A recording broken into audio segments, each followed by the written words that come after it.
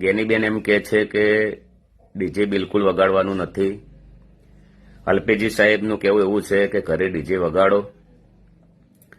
તો કોઈને નાત બહાર કાઢવા જવા માટે મિટિંગ કરવાની જરૂર નથી, કોઈના કંડડ લેવા જવાની જરૂર નથી. તમે બધા ભેળા થો, કોઈ બી સારા નિર્ણય લો વ્યવસ્થિત રીતે, તો બંધારણનું પાલન પણ ખૂબ આગળ જાય અને આવું બધું ના થાય. ચંડીસરમાં પણ લાઈવ પ્રોગ્રામ થયો છે, તમને બધાને ખબર જ છે.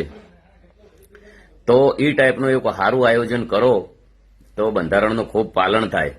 અને ન્યાયની વાત કરીએ તો એક મોટું ષડયંત્ર રમણું છે મારા પાસે, અત્યારે બી કહું છું. અમારા ગામમાં પણ બહુ મોટો વિખવાદ થયો છે. હવે સોગન ઉપર વાતો આવી ગઈ છે. અને બીજું કે સાહેબનું કહેવું એવું છે કે ડીજે વગાડો બેન, કે ડીજે મત વગાડો. તો એક સમાજમાં પણ બહુ સમાજને શું કરવું એ પણ નિર્ણય નથી, અથવા એક દિલથી મારા વિચાર પ્રમાણે રજૂઆત છે કે ડીજેમાં 5-6 હજાર ખર્ચો થતો હોય તો 15,000 રૂપિયા લંકાવાળા પણ લેતા હોય છે. એના વિશે કોઈક વિચારો. આપણે નિયમો એના માટે કરેલા છે, બંધારણ એના માટે કરેલું છે કે ખર્ચા ઓછા કરવા માટે.